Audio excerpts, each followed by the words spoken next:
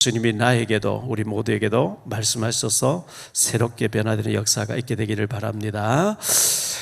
부활과 생명이신 예수 그리스도에 대해서 좀 말씀을 드리려고 하는데요. 추석 명절이 다가왔습니다. 아마 오늘부터 많이 움직이시고 그리운 고향으로 또 친척집으로 가족에게로 많이 이제 움직이지 않겠나 생각되어집니다.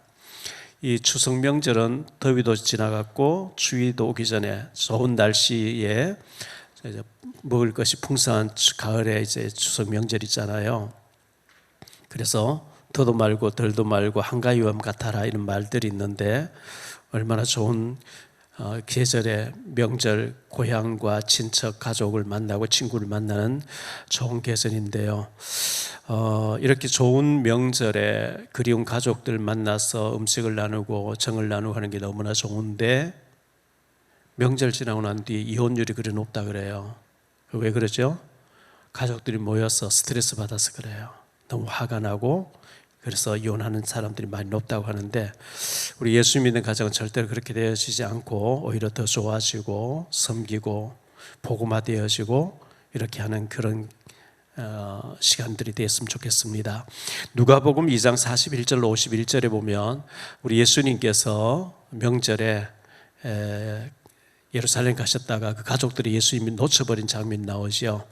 제가 한번 읽어보겠습니다. 그의 부모가 해마다 6월절이 되면 예루살렘으로 가더니 예수께서 12살 되었을 때에 그들이 이 절기의 관례를 따라 올라갔다가 그 날들을 마치고 돌아갈 때에 아이 예수는 예루살렘에 머무셨더라. 그 부모는 이를 알지 못하고 동행 중에 있는 줄로 생각하고 하룻길을 간 후 친족과 아는 자 중에서 찾되 만나지 못하며 찾으면서 예루살렘에 돌아갔더니 사흘 후에 성전에서 만난즉 그가 선생들 중에 앉아서 그들에게 듣기도 하시며 묻기도 하시니 듣는 자가 다 그 지혜와 대답을 놀랍게 여기더라.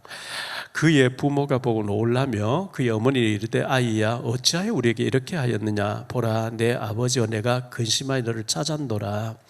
예수께서 이르시되 어찌하여 나를 찾으셨나이까 그가 내가 내 아버지 집에 있어야 될 줄 알지 못하셨나이까 하시니 그 부모가 그가 하신 말씀을 깨닫지 못하더라.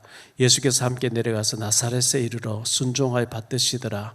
그 어머니는 이 모든 말을 마음에 두니라.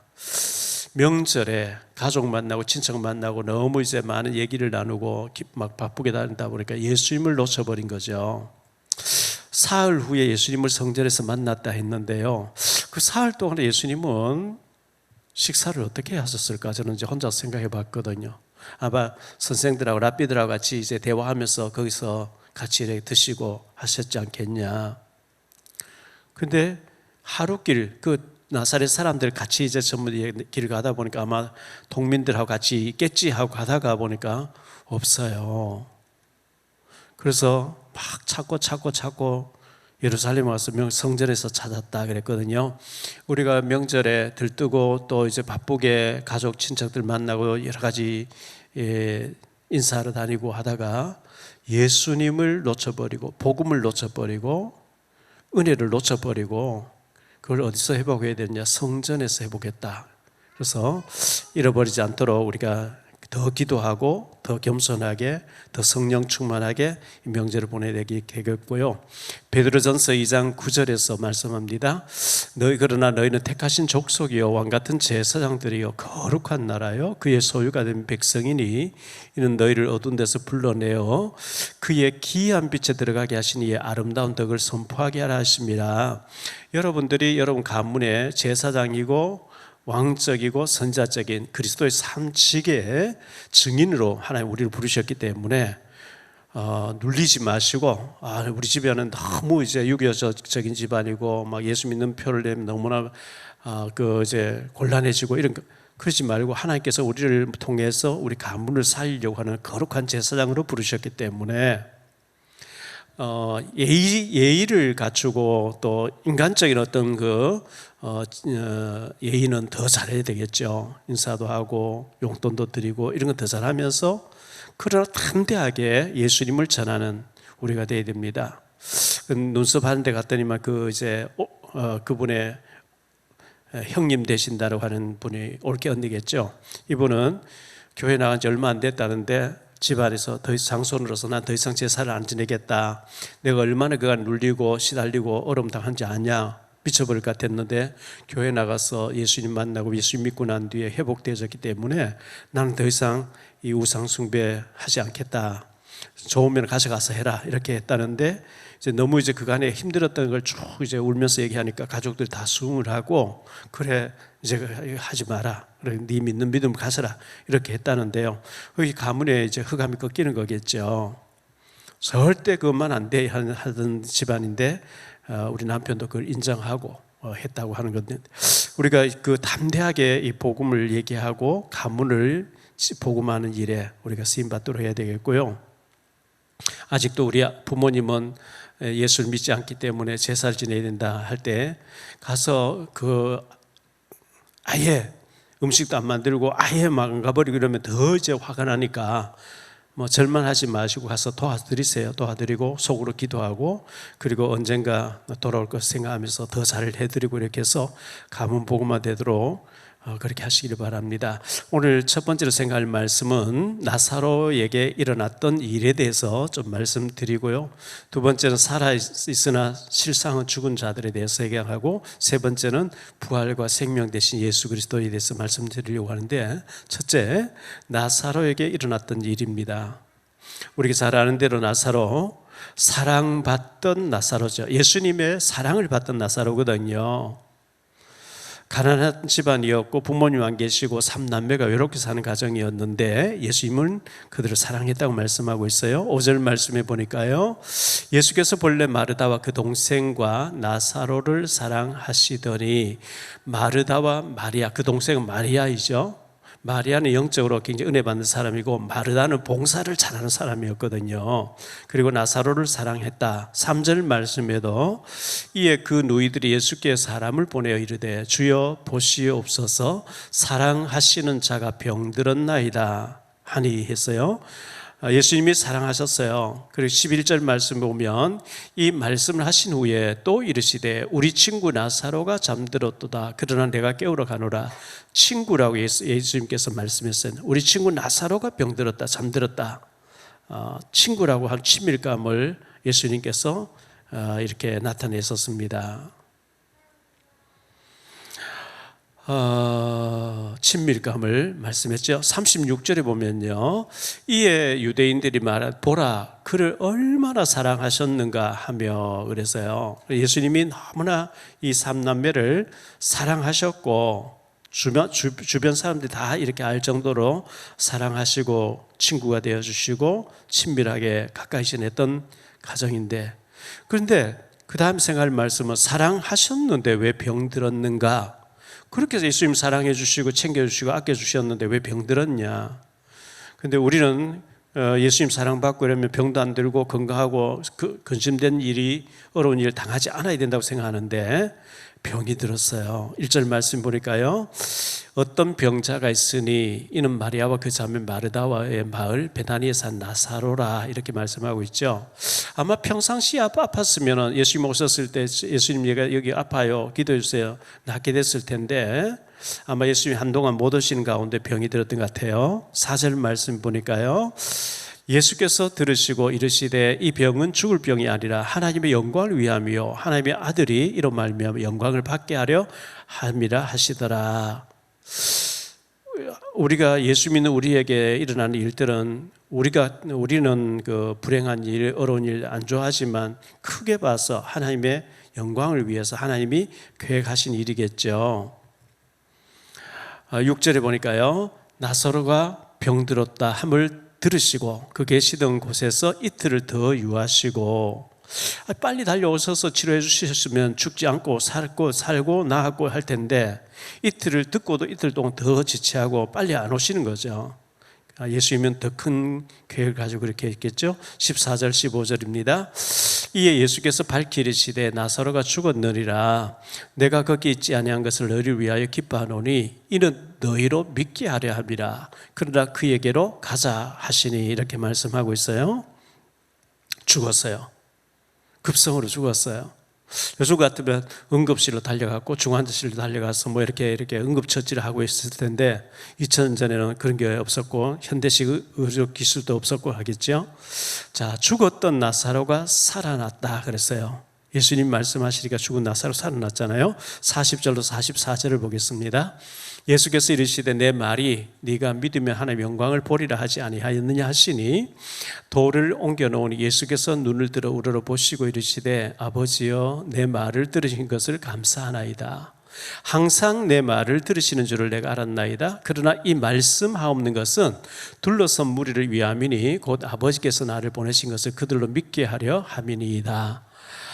이 말씀을 하시고 큰 소리로 나사로야 나오라 부르시니 죽은 자가 수족을 배로 동인 채로 나오는데 그 얼굴은 수건에 사였더라. 예수께서 이르시되 풀어놓아 다니게 하라 하시니라. 죽은 자가 살아났어요. 장례 치른 지 나흘 됐어요. 벌써 썩어서 냄새나나이다 이렇게 했는데 예수님이 살리셨어요. 자, 여기에서 우리가 생각할 말씀은 이전에 근심하고 걱정하고 슬퍼하고 탄식하고 애통해하던 거하고 부활 이후에 살아난 이후에 그 감격은 비교할 수 없는 거예요. 그래서 로마서 8장 18절에 현재 당하는 고난과 장차 받은 영광을 비교할 수 없다 그랬죠. 이 감격이 얼마나 크겠습니까? 예, 생각하건대 현재의 고난은 장차 우리에게 나타날 영광과 비교할 수 없다. 요셉이 그 어려움 당했을 때 누명 쓰고 팔려가고 누명 쓰고 그 감옥에 있을 때 하는 거하고 그 이후에 총리가 되고 난 뒤에 하나님께 영광을 비교할 수 없잖아요. 다윗이 사울 왕이 쫓기면서 어려움 당한 거하고 왕돼서 그가 남긴 업적하고는 비교할 수 없는 거거든요. 우리에게 당하는 어려운 일, 억울한 일, 속상한 일 믿음으로 잘 이기시기를 바라고요. 그것과 비교할 수 없는 큰 영광이 있기 때문에 주님께서 그곳에 안 계신 걸 감사했고 또 이틀 더 머물다가 이미 장례 치러서 나흘 지나 썩어서 냄새 난다 하는데도 불구하고 예수님이 나사로야 나오라고 소리 지르시니까 죽었던 자가 배로 동인 채 살아서 걸어 나온 거예요. 아마 이전의 슬픔하고 후의 기쁨하고 비교할 수 없는 나사로 집안에서 아마 대대적인 잔치가 벌어지지 않았겠냐. 우리 한국식으로 말하면 깽가리 치고 북치고 뭐 장구 치고 난리 났을 거예요. 뭐 돼지를 잡고 뭐 얼마나 했겠습니까? 얼마나 축제 되겠어요. 죽었던 사람 살아났으니까. 나사로가 뭐 아마 나사로에게 간증 죽어보니까 어떻더냐. 나 천국 봤어, 예수님 봤어, 뭐 지옥도 봤다고 얘기 안 하겠어요?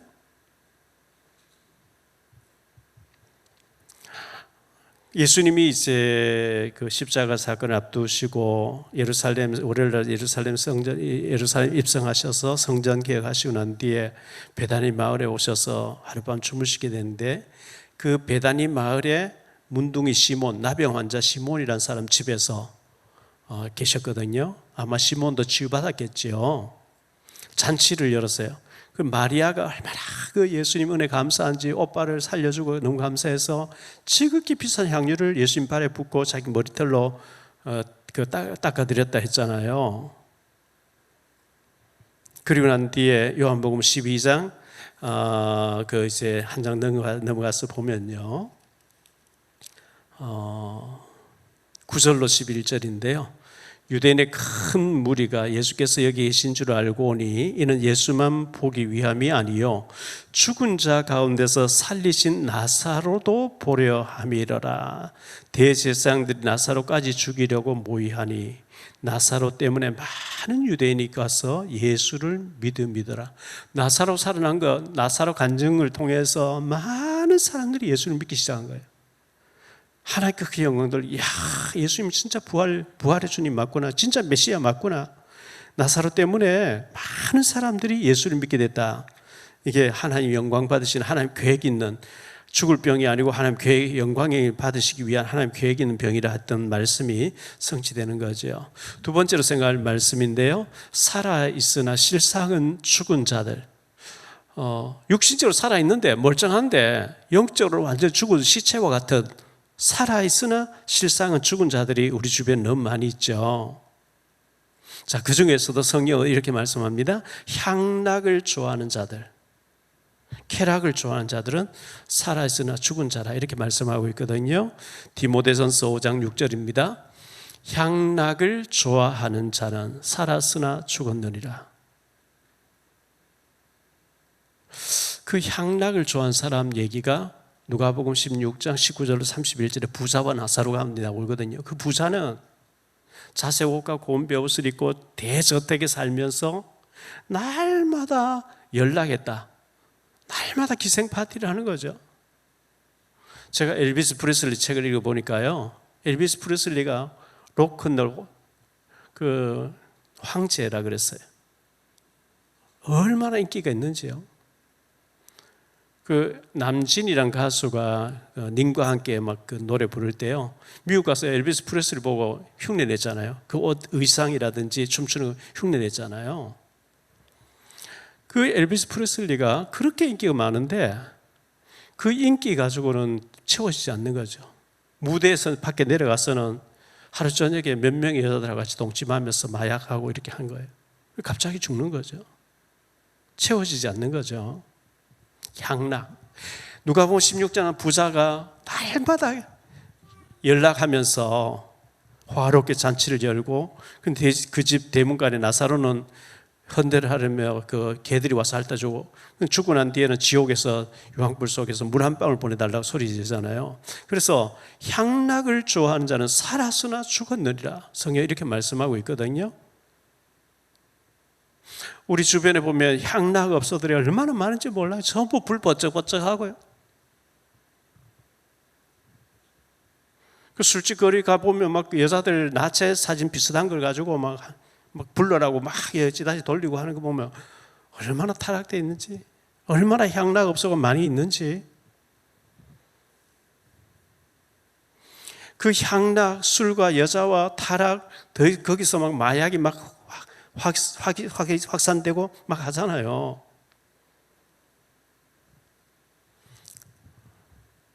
창세기 6장 1절로 8절에 보면 그 노아 홍수 직전에 사람 타락했는 모습을 보여주거든요. 사람이 땅 위에 번성하기 시작할 때에 그들에게서 딸들이 나니 하나님의 아들들이 사람의 딸들의 아름다움 보고, 여기 보면 구원받은 하나님 자녀들이 구원받지 못한 사람의 딸들을 표현했는데, 불신자들의 그 화려하게 사는 모습을 보고 자기들이 좋아하는 모든 여자를 아내로 삼는지라.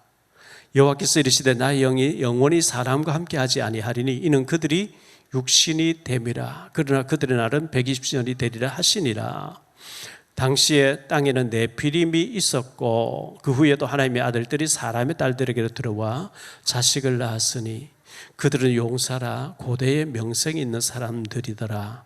여호와께서 사람의 죄악이 세상에 가득함과 그의 마음으로 생각하는 모든 계획이 항상 악할 뿐임을 보시고 땅 위에 사람 지으셨음을 한탄하사 마음에 근심하시고 이르시되 내가 창조한 사람을 내가 지면에 쓸어버리되 사람으로부터 가축과 기는 것과 공중의 새까지 그리하리니 이는 내가 그것들을 지었음을 한탄함이니라 하시니라.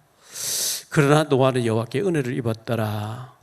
노아 홍수 직전에 사람들이 너무나 타락해서 구원받은 하나님의 사람들이 불신자들의 타락을 너무나 이렇게 보고 뒤섞여가지고 도저히 안 되겠다. 노아 가족마저 이제는 흔들릴 정도로 위험에 처하니까 노아 가족은 보존을 해야 되기 때문에 하나님이 홍수 심판 내려서 다 멸해버렸거든요.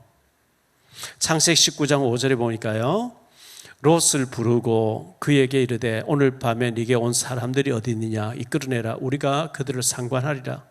소돔 고모라에 천사 2명이 나타났어요. 그 천사들이 아브라함에게 도착해서 하나님과 두 천사가 아브라함 대화하고 있었고, 하나님 내 친구 내 벗 아브라함에게 비밀을 내가 하겠냐, 사실 우리가 소돔 고모라 멸망시키러 왔다. 그때 이제 두 천사는 소돔을 함께 갔고 하나님은 아브라함 대화하고 계셨거든요. 아니 하나님이 세상을 심판하신 하나님이 공의로워야 되지 않습니까? 의인을 악인과 함께 심판하면 됩니까? 거기 만약 의인이 50명 있으면 어떡할래요? 50명 있으면 내가 용서하지. 아무리 생각해도 50명 안 될 것 같아요. 45명 있으면 어떡할래요? 45명 있으면 내가 용서하지. 안 될 것 같아요. 40명이면요, 30명이면요, 20명이면 10명이면요. 10명만 있어도 내가 심판하지 않고 심판 계획을 취소하겠다. 10명이 없었어요. 그래서 그 두 천사가 롯의 집에 들어갔는데 그 소돔 사람들 롯의 집을 감싸고 밤새도록 네 집에 들어온 사람 끌어내라. 우리가 상관하겠다. 동성애하겠다는 거거든요. 그래서 하나님이 그들 눈을 어둡게 놓고 롯의 가족들 막 자꾸 머뭇하니까 손을 잡고 나가게 해서 구출해냈고요. 그의 두 딸이 얼마나 그 타락하는 걸 보면서 살았는지 산 속에 들어가서 굴에 살면서 창세기 19장 30절 38절에 보면 두 딸이 아버지를 술 취하게 해놓고 모압과 암몬을 태어나게 하는 엄청난 어처구니 없는 일이 벌어지잖아요. 그 타락한 것을 보고 자랐기 때문에 그래요. 그리고 이 쾌락, 향락, 이 쾌락을 즐긴 사람들 가운데 솔로몬을 빼놓을 수가 없죠.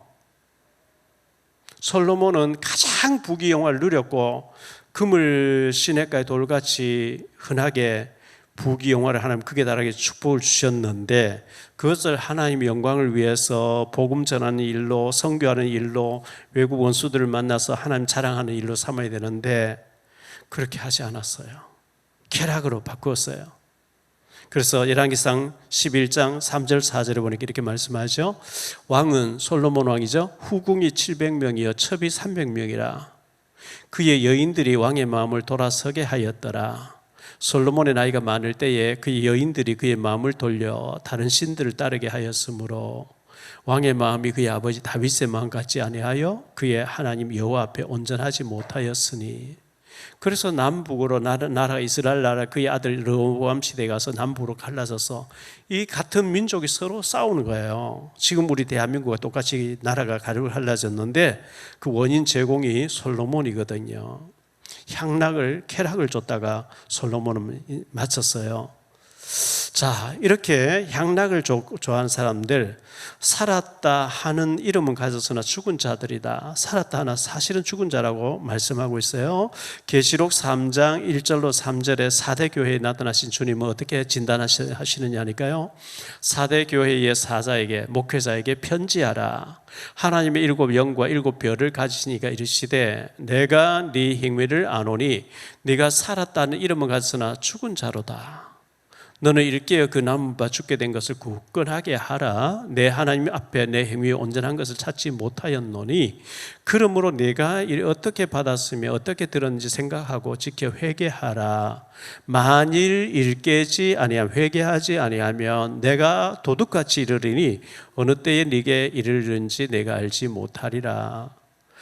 4대 교회는 살았는 것 같이 겉은 번지를 한데 주님이 진단 딱 해보시는데 죽었다 이렇게 진단하신 거예요. 우리가 중환자실에 가서 보면 산소호흡기 뽑아놨기 때문에 숨은 이래 쉬고 있고 맥박은 이렇게 심장 박동이 되는 게 그래프로 나오잖아요. 그 딱 빼면 바로 숨을 멎어버릴. 사실은 살아있어는 죽은 거잖아요. 4대 교회를 주님 진단 딱 하시기를 살았다는 이름 가져서는 실상 죽은 자라 이렇게 진단하신 거거든요. 우리가 그렇게 되면 안 되잖아요. 그리고 광야에서 실패하는 사람들이 살았으나 사실은 죽은 자들이고 애굽에서 피를 바르고 해방받아 나왔는데 광야에서 실패하는 계속 원망하는 자들, 계속 불평하는 사람들이었거든요. 체질이 완전히 애굽 체질에 대해서 그래요. 민수기 14장 1절 5절을 볼게요.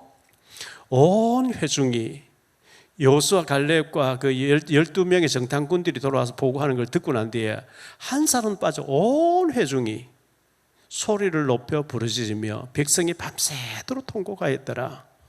이스라엘 자손이 다 모세와 아론을 원망하며 온 회중이 그들에게 이르되 우리가 애굽 땅에서 죽었거나 이 광야에서 죽었으면 좋았을 것을 어찌하여 여호와가 우리를 그 땅으로 인도하여 칼에 쓰러지게 하려 하는가. 우리 처자가 사로잡히리니 애굽으로 돌아가는 것이 낫지 아니하랴. 이에 서로 말하되 우리가 한 지휘관을 세우고 애굽으로 돌아가자 하매 모세와 아론이 이스라엘 자손의 온 회중 앞에서 엎드린지라. 사랑의 하나님, 좋으신 하나님이 죽이려고 데리고 왔겠습니까? 참 이게 무서운 거예요. 그 10명의 불신앙 보고한 사람들의 죄가 큰 거죠. 우리는 못 들어간다. 하나님이라도 안 된다. 우리가 보니까 막 메뚜기 같고 그들은 장사 같고 막 어마어마한 사람이고 우리는 메뚜기 같지. 들어가면 죽는다. 애굽으로 돌아가자. 온 회중이 통곡하고 울고 돌아가자. 그리고 여호수아 갈렙이 믿음 얘기하니까 돌 들고 치려고 하는 이 많은 사람들. 그 광야 이스라엘 백성들이 300만 명쯤 되는데 299만 9,998명이 대충으로 잡았어요. 그만큼 전 불신앙하는데 여호수아 갈렙만 딱 믿음의 보고를 한 거죠. 아니다. 불신앙하지 말라. 저들의 신은 떠나고 하나님 우리와 함께 하시고 하나님이 약속해 주신 땅이기 때문에 반드시 우리가 들어가면 이기게 된다고 이렇게 말했는데 돌을 들어서 막 치려고 했잖아요. 그 또 마태복음 25장 1절로 13절에 보면 10명의 처녀들 가운데 5은 미련한 사람들은 등만 가졌지 기름 없었다 그랬거든요. 모양은 신자인데 믿음이 없는, 기름이 없는, 믿음이 없는 사람이었어요. 그래서 신랑 대신 예수님이 오셨을 때 그들을 데려가지 않았다. 바깥에서 이를 갈며 울며 이를 갈더라 했거든요.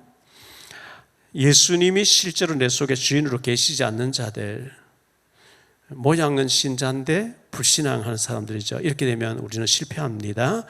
자, 세 번째로 생각할 말씀은요, 부활과 생명 대신 예수 그리스도인데요. 부활과 생명 대신 예수 그리스도. 예수님께서 말씀했잖아요. 내가 부활이요 생명이라 이렇게 했잖아요. 부활과 생명 대신 예수님. 생명 가진 자와 가지지 못한 자가 있어요. 교회 다니는 사람 중에요. 생명 가진 자와 가지지 못한 자. 예수 생명이 내 속에 있는 자와 예수 생명이 없는 자가 있어요. 예수 믿는 자는, 예수님을 진짜 믿는 사람은 그 속에 생명 가진 자죠. 영생을 가진 자죠. 구원받은 자죠. 요한복음 5장 24절에 말씀합니다. 내가 진실로 너희에게 이르노니 내 말을 듣고 또 나 보내신 이를 믿는 자는, 하나님을 믿는 자는 영생을 얻었고, 얻을 것이 아니죠. 얻었고 심판에 이르지 아니하니 사망에서 생명으로 옮겼느니라. 이렇게 말씀하고 있어요. 영생을 얻었어요. 생명이 있어요. 생명 없는 사람은 들어도 듣지 못하고 보아도 보지 못하고 알지 못하고, 왜? 생명 없으니까요. 영의 세계를 모르니까요. 생명을 가지지 못한 자가 있습니다. 누굴까요? 마태복음 23장에 잘 나와 있어요. 대제사장들과 서기관들. 그래서 예수님께서 그 마태복음 23장에서 막 말씀하셨거든요. 화 있을진저 너희 서기관들과 바리새인들이여. 대제사장의 무리들, 그리고 서기관들, 성경학자들, 그리고 바리새인들, 장로들, 그 마태복음 23장에 나오는 사람들 굉장히 엘리트층이거든요. 유대 사회에서 굉장히 엘리트층인데 부활을 못 받았어요. 그러면서 하나님 제일 잘 섬긴다고 하는 지도자 자리가 있는데 예수님은 그들을 무섭게 책망했거든. 독사의 자식들이라. 너희는 천국 문을 닫고 들어가려고 하는 사람 못 들어가게 너희도 안 들어가고, 어쩌다가 교회 하나 생기면 배나 더 지옥 자식 만들고 회칠한 무덤 갖고 막 예수님이 무섭게 7가지 화를 그들에게 쏟아부으셨거든요. 너무나 하나님 잘 섬긴다고 하는 지도자 자리에 앉아서 그들은 착취를 하고, 제사드리러 온 사람이 양을 끌고 오면 태짜 놓고 자기들이 병든 걸 갖다가 고가에 하고 팔고 말이죠. 돈을 바꿔주면서 또 고리대금하고, 예수님 돈깨를 막 엎어버리면서 막 책망을 하셨잖아요. 자, 그들 가운데 여호수아와 갈렙은 달랐습니다. 광야 이스라엘 백성 다 불신하는데 여호수아와 갈렙은 믿음을 가졌고 생명을 가졌고, 너희들 불신하지 마라. 하나님은 우리와 함께 하신다. 우리는 저들이 들어가면 저들은 우리의 밥이다. 가나안 땅을 약속을 우리 선조들이 준 것이 아니냐, 가서 취하자. 믿음을 고백했거든요. 그래서 이렇게 봤을 때 생명 가진 자는 소수의 사람들이고, 정말 그 하나님 말씀에 충성하는 사람은 소수의 사람이라는 걸 보여주고요. 그 다음에 부활신앙 가진 자에 대해서 조금 말씀드릴게요. 부활신앙. 예수님께서 나는 생명이요 부활이다 이렇게 말씀했잖아요. 예수 생명이 정말 내 속에 꿈틀거리고 살아있는 게 맞다면은 기도하는 게 맞고요, 성경 말씀 사랑하는 게 맞고요, 성경 읽고 기도하고 예배드리기 맞고요, 은혜 속에 가는 게 맞고요. 이 생명, 예수 생명, 예수님이 내 속에 주인으로 계신 자는 죄를 지으면 괴로워요. 회개하게 돼 있어요. 그리고 죄를 멀리하게 돼 있어요. 거룩한 삶을 자꾸 살려고 애쓰는 거거든요. 교회 와서 예배드리기를 기뻐하고 기도하기를 좋아하고 신앙생활 하는 거 좋아하고, 그런데 생명 없는 사람은 싫어하는 거죠. 자, 어떻게 하면 부활하는 것인가?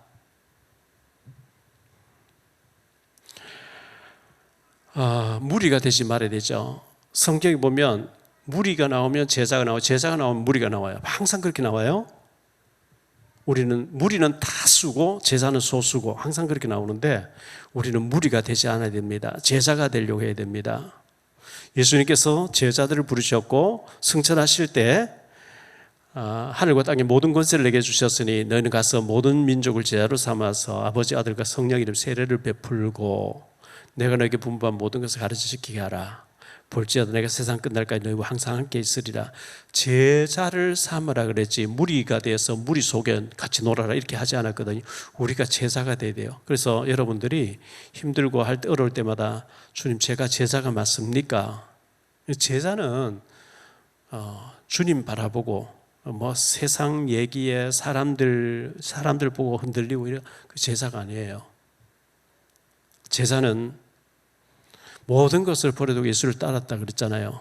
예수님 앞에 모든 것을 다 드리는 그런 삶을 살았거든요. 그래서 우리는 현장의 제자로, 우리 가정의 제자로, 우리 직장의 제자로, 하나님 모르는 사람들 앞에 우리는 제자로서 예수님을 설명해야 될, 하나님의 복음을 설명해야 되고 보여줘야 될 그런 증인으로 가 있는 거거든요.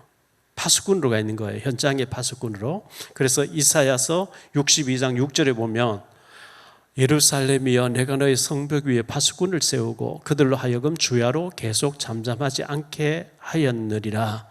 너희 여호와로 기억하시게 하는 자들아 너희는 쉬지 말며 기도의 파수꾼으로 하나님 우리를 세웠다. 여러분 직장에서 가정에서 살고 있는 지역에서 기도 많이 하셔야 돼요. 왜? 기도의 파수꾼으로 세웠다 했기 때문에요. 기도하면 역사가 일어나게 돼 있어요. 에스겔서 3장 17절에는 말씀을 전해야 될 파수꾼, 말씀의 파수꾼을 우리를 세웠다 그랬거든요. 인자야 내가 너를 이스라엘 족속의 파수꾼으로 세웠으니 너는 내 입의 말을 듣고 나를 대신하여 그들을 깨우치라 이렇게 말씀했어요. 말씀의 파수꾼으로 내 말을 전해라 이렇게 말씀했기 때문에 우리가 말씀을 잘 못 전하면 자료라도 전달해야 돼요. 전도지라도 전달해야 돼요. 전도를 어렵게 생각하지 마시고요. 이번에 그 구미에 가서 이제 충남 노예에서 오셔서 2번 현장에 나가서 이제 전도하는 시간들을 가졌는데, 김성훈 목사하고 저하고 이제 같이 그 팀이 이루어서 갔는데 집사님들하고 이제 뭐 권사님들하고 저희 집 사람들 열심히 복음을 전하고 학생들 만나서 이렇게 전하고 하는 거 봤는데, 김성훈 목사님이 당뇨가 있어가지고 수시로 이렇게 팔에다가 이렇게 휴대폰 같은 체크를 하더라고요. 근데 이제 그 당 수치가 딱 떨어지면 그냥 힘이 쭉 빠지는가 봐요. 막 주체를 못 해요. 그래서 저보고 빨리 저 24시 편의점 가자고 갔거든요. 갔는데 뭐 이렇게 주스하고 드셔야 되는 거 몇 가지를 드시더라고요. 굉장히 그 민감하게 당뇨 수치에 따라서 그래요. 그래서 제가 이제 계산을 하면서 주인 보고 우리 둘이는 목사입니다. 사장님 신앙생활 하시나요? 그러니까 아이고 저희 집안은 불교라서요. 안 들으려고 하는 거죠. 그래서 그렇냐고. 뭐 한마디 딱 던져보는 거예요. 그냥 노는 입에 목사입니다. 신앙생활 하시나요? 그걸 해보면 저 다리다 다리입니다. 뭐 아니 나는 뭐 다니려 합니다. 딱 예비된 사람이면 복음 전하는 거 아예 안 들으려고 하면 안 전하는 거고 간단하잖아요. 어디 가든지 간에 예수 목사라고 얘기하고 던져보는 거거든요. 예비된 사람이면 전하는 것이고 예비 안 됐으면 하지 않는 것이고. 자, 결론적으로 말씀 맺을게요. 결론의 첫 번째, 부활의 주님이 나와 함께 하십니다. 부활 승천하신 주님이 세상 끝날까지 성령으로 나와 함께 하시겠다고 이렇게 말씀했어요. 그래서 주님이 나와 함께 하신다. 우리 가정에 주님이 함께 하신다. 우리 직장에 주님이 함께 하신다.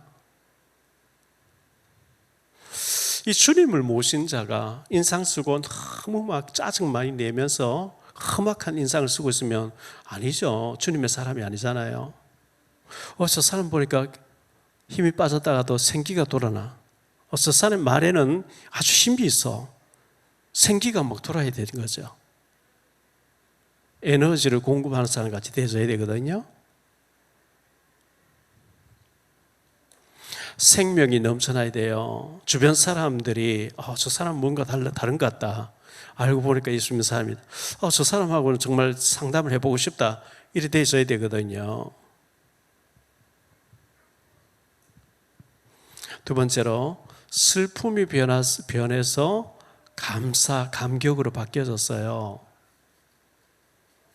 죽었던 사람 살아났으니까 얼마나 감격했겠어요. 이전에 슬퍼서 통고가 탄식한, 결혼도 안 한 사람 나사로 가장이 죽었으니까 얼마나 슬펐는데 살아났으니까 얼마나 감격하겠어요.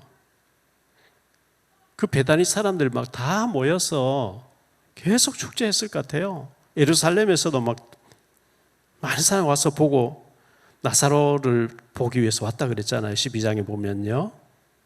초상집이 잔치집으로 바뀌어졌어요. 우리 예수 믿는 사람은 이렇게 바뀌어져야 돼요.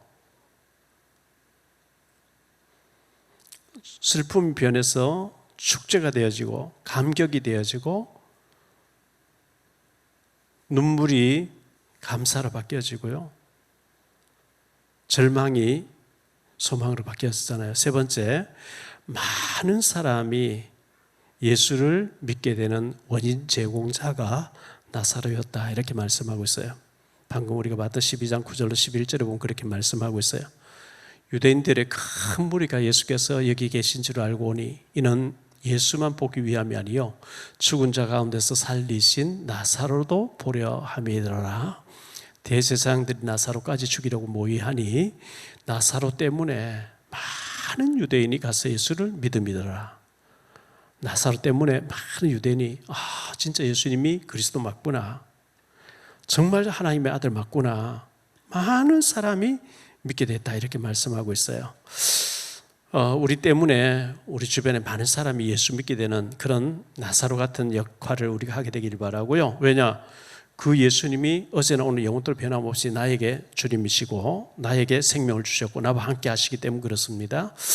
우리에게 있는 슬픔이 감사와 감격으로 바뀌어지고 절망이 소망으로 바뀌어지고 우리에게 응답이 많은 사람에게 간증해서 살리는 일에 쓰임받는 우리 모두가 되시기를 이 말씀으로 축원드립니다. 말씀 생각하면서 예수님이 말씀하시니 한번